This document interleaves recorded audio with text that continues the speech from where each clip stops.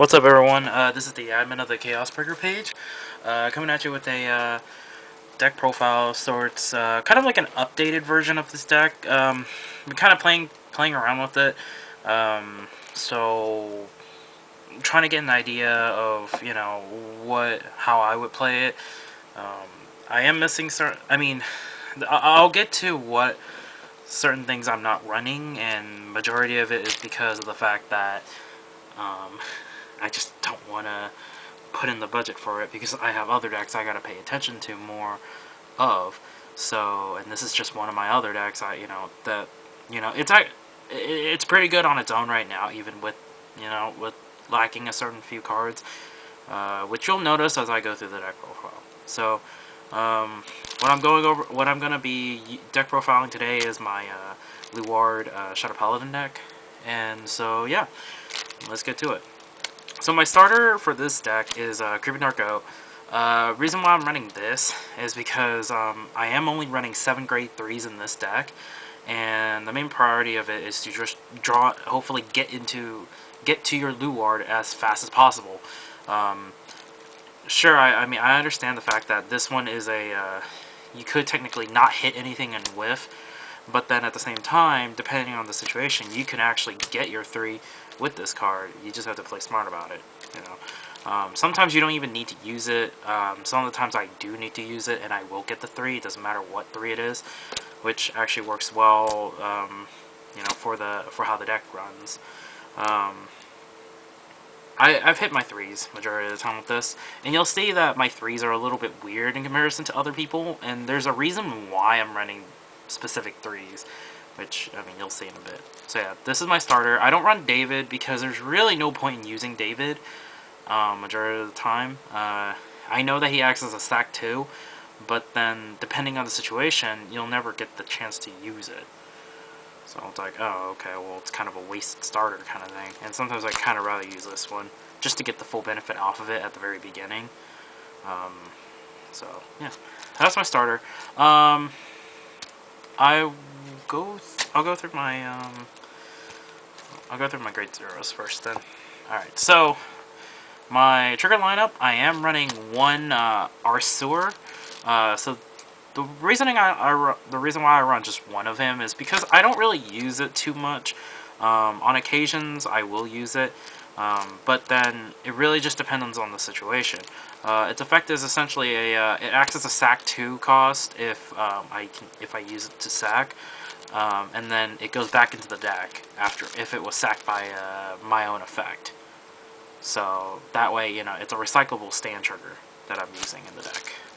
Next stand trigger I'm running is Cardfight Raven.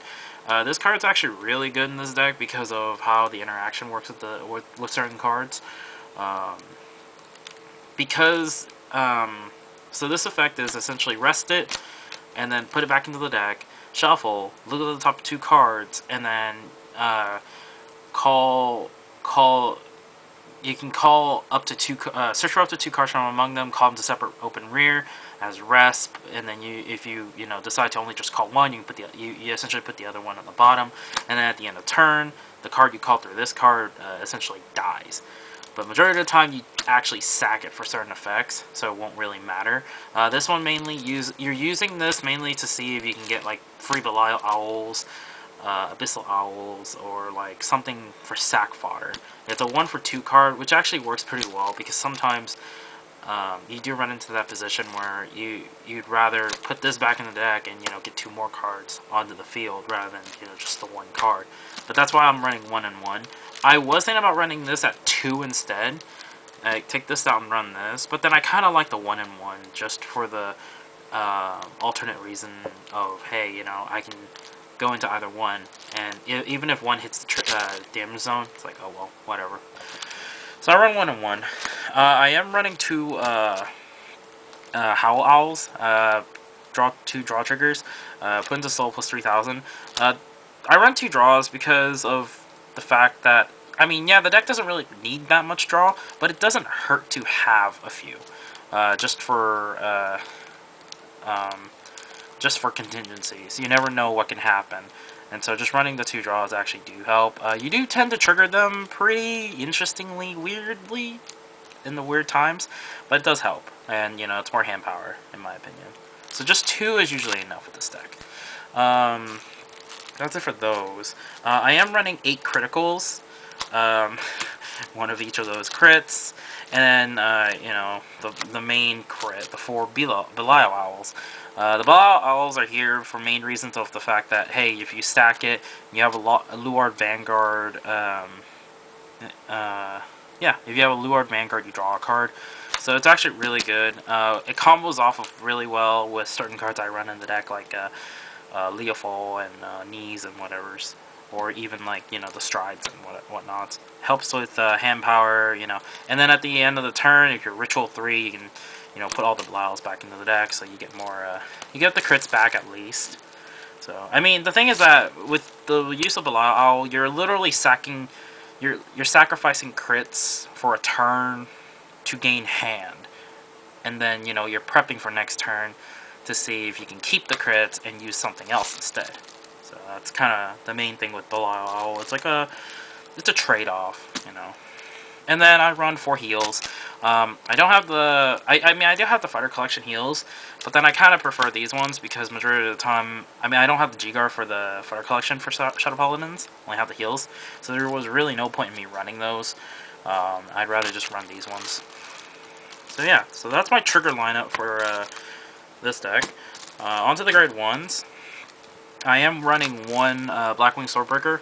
I would make this up to 2, but then some of the times I never really use it enough. Or I never really get to the point where I need it to, so it really didn't matter as much.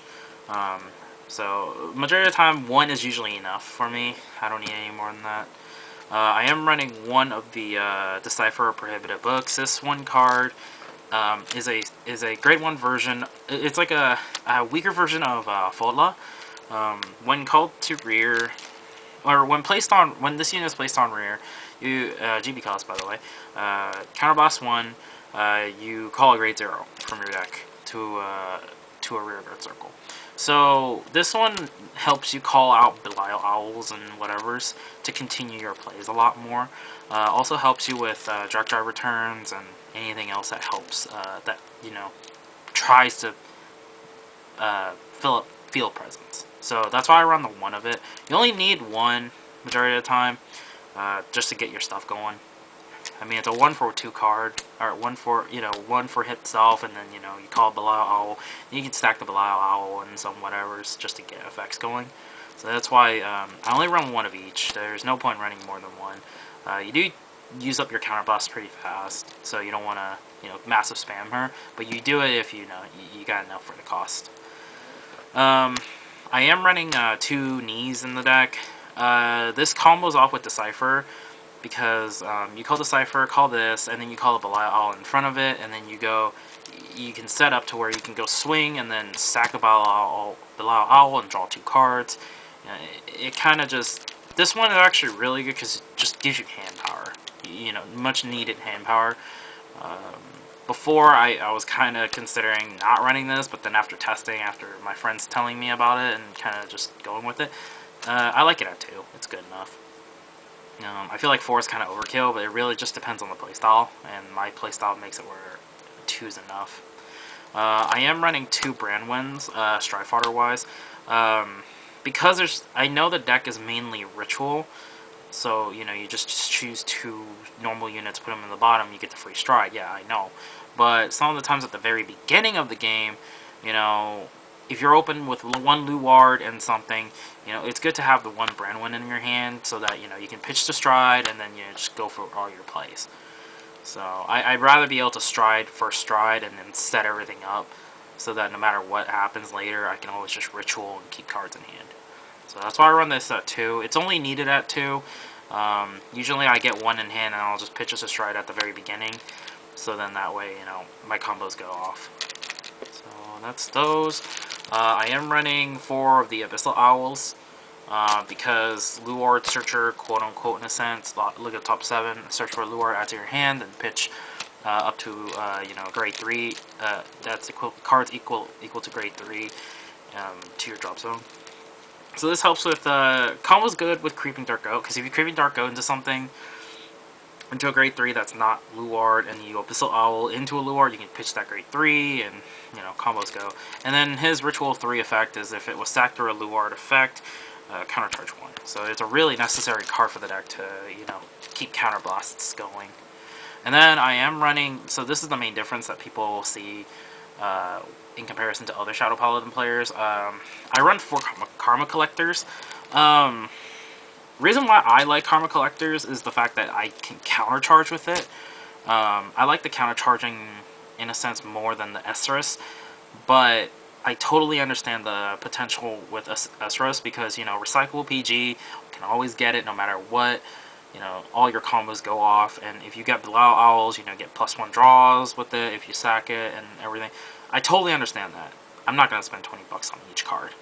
It's an $80 investment, and I was like, no thanks.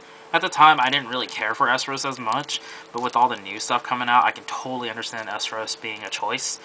But because this is not my main deck, I really don't care about it as much, and so I'll just stick with Karma Collectors, which is pretty good as a second choice for PGs, in my personal opinion.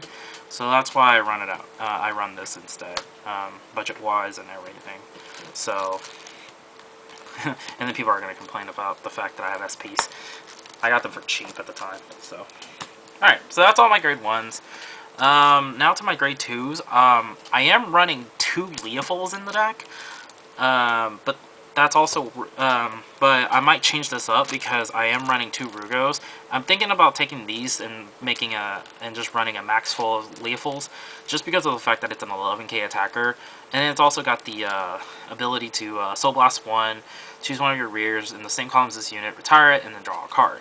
So it works well with Belial Owl, sets everything up. It's a little bit better than Rugos, and because we've got the 7 Seas 1 Rush kind of hit in a sense, I feel like Leoful's a better choice in this card, and so, yeah. Other than that, yeah, no, I just feel like it's better than Rugos right now, so I'm considering to take these 2 out. I just can't find my other 2 Rugos, but I'll eventually swap these up to 4 Leofuls together. So yeah, so that's my grade, that's those. I am running 4 Morphesos in the deck. The Morphesos in here are because, in all honesty, there really isn't that other good grade 2s for Shadows. I mean, there are others. You can run Hoels and other whatnot, but Morphesos is actually a really, really good card for, you know, setting up your rows to swing for 21k. For Ritual 3, which I feel is a lot more threatening than, you know, just swinging a base 16. And then on hit pressure, I mean, you don't really use the on hit as much, but you can if if you're really desperate to using it. I mean, that's why he's a $30 card, $25-$30 card. Yeah, I know I have 1 SP, shut up. But yeah, Morphesos is a pretty stable card. I don't know how much of a lineup the lineup will change when set 12 comes out, because we've got Noish and everything. So I guess it will just depend on whether this will get cut down or it'll stay in here, but then, you know, you run other stuff instead. Morphesos is just really good for the number plays. And plus, the fact that it acts as a grade 1 in the drop zone makes it even better, because then it, you know, further helps your ritual. Which is why I feel like it's a staple at 4, but, you know, budget is the thing, so, yeah. And then my last grade 2s I'm running is 4 of the Grozny's. This is actually really good. No, I am not playing this for the loot. I'm playing this in pure, based on just the fact that it's pure power-wise. This one is really good because of the fact that you majority of the time call grade 1s and lowers, so no matter what, he's always going to proc that plus 3,000 every time. So if he stays on the field and say you Luard skill, or Stride skill, retire, call 2, you know, that's plus 6k automatically, and then if you keep calling grade 1s, he'll just keep getting buffier and buffier every time. Cardfight Raven makes it even better, you know, but you're mainly looking to hit magic numbers with this card, and this is like your power, quote-unquote. And because it's only GB restrictive, it makes everything go off easier. It's better than Hoel, because Hoel is such a reliant on Diablo that majority of the time you never really stride into Diablo as much, and so I'd rather have something that, you know, can just generic gain power kind of thing. So that's why I run Grozny. And that's all my grade 2s. My grade 3s, I am running this. So I'm not running Fatla because I don't really need the Fatla. Every time I draw into the Fatla, it ends up being a dead card in my hand. So I'd rather, I mean, yeah, people are going to argue with me on the fact, oh, well, Fatla, you get to Superior Call 2 grade 0s, you know, you call 2 Belial Owls, blah, blah, blah. That's where my grade 1 comes in. That's where the Decipher comes in. I'd rather have easy access to it. Running the 1 Fatla is not going to really change much for my lineup. I prefer having Retire Power just in case, because depending on who I go against, there are moments where I do want to get rid of rear guards. And so this helps with the Belial Owl combos, because then I can just go swing at the Vanguard, skill, retire the Belial Owl, retire something, Belial Owl skill, draw a card. So this does help with throwing off my opponent a little bit, and plus getting rid of annoying cards that I don't want on the field. So this helps a lot with it. And plus it's an 11k base, which is a lot better being on the 9k than being on the 9k base. So sometimes I prefer this instead. And then I run 4 Luards, because it's the main grade 3 of the deck, and, you know, Ritual 3 free stride, and then non-stride skill, sack 1, draw, Superior Call 2 grade 1s or lower, you know, and then your combos go off. Those are my grade 3s. Now for my strides, I am running the 1 Seabreeze, just because of grade 2 game. Some of the times I don't really like using him, because I do technically quote-unquote minus more. Because, you know, you're sacrificing 2 counterblast for what could possibly be something can be used for something else, etc., etc. But sometimes you might need it, depending on the situation. If it can push for game, you might as well go for it. I am running 1 Carnivore Dragon in the cases where my opponent decides to just not give me enough counterblast to work with. This will help out with, you know, obliterating 2 rear guards on my opponent's side, give me advantage, and, you know, kind of progress the game and set up. I am running 3 Drag Driver Luards. I only have 3. I could get a 4th, but I don't ever find myself running a 4th. Because just reasons. I don't really need to. He's a really good card to set up if my field gets wiped out by, like, Kagero and whatnot. So this sets up my plays. Also, you know, the grade 1s I recalled through him, you know, gain power. You know, why not? It helps reset the field. And then at the same time, this works really well with Decipher, because then you can go Decipher, or use this skill, call Decipher, Decipher skill, call Belial Owl, Stride skill, kill the Belial Owl, call 2 more grade 1s or lower. So then that way you don't sacrifice the Decipher to just gain the power. You know, with counterblast wise, you know, that tends to work a lot more, you know, a lot more. It works a lot more. So that's why I'm running the 1 Decipher in the deck, and also, you know, just 3 Drag Drivers. I am running 2 Aura Geyser Dragons and then 1 Doomed. Now, people are going to ask me why I'm running it like this. I could run a 3rd Aura Geyser Dragon just for the, you know, the Doomed play, you know, for the Doom thing. But majority of the times, I don't really need to, because of my lineup. I could technically take out a Carnivore, but then at the same time, I kind of prefer the Carnivore.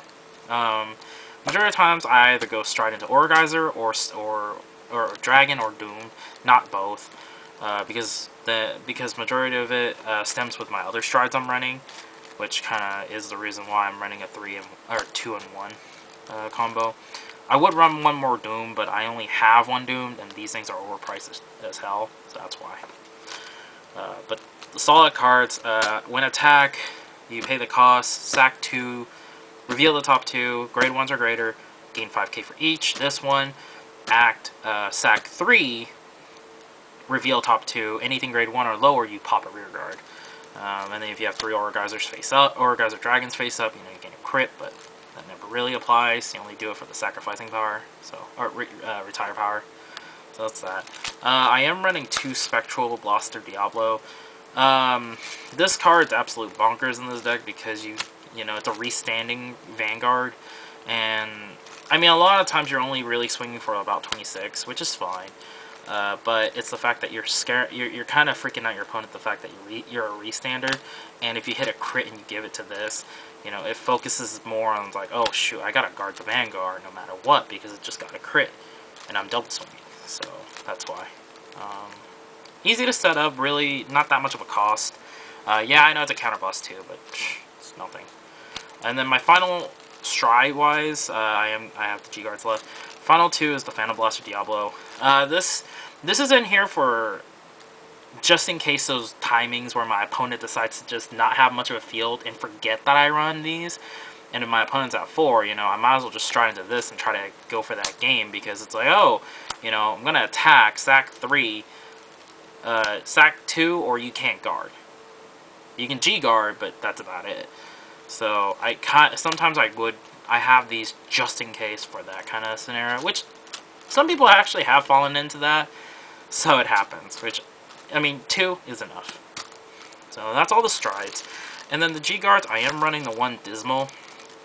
This is so that way they can't pop stuff, aim for a rear guard, you know, depending on the matchup, it's a really good card to have. And then I run 3 Blood Makers, because why not? Free 15k shield, or free 25k shield, automatically Ritual, and Ritual's easy to get. So I hope you guys enjoyed this deck profile. I am going to put probably 2 more deck profiles up, you know, based on time constraints and everything. So look forward to those. Be sure, if you liked what you're watching or what you saw, you know, hit that like, and if you haven't subscribed, go ahead and subscribe. And you like what you saw, please subscribe. And let us know what you want to see. You know, we can see what we can do for, you know, what other decks you want to see for deck profiles and everything. Let us know in either the comments or, you know, in our respective pages. If you looked at our channels or the channel itself, you know, there'll be description of our pages that we run. So yeah, hope you guys have a great day, and looking forward to seeing you guys in the next video. Later, everyone.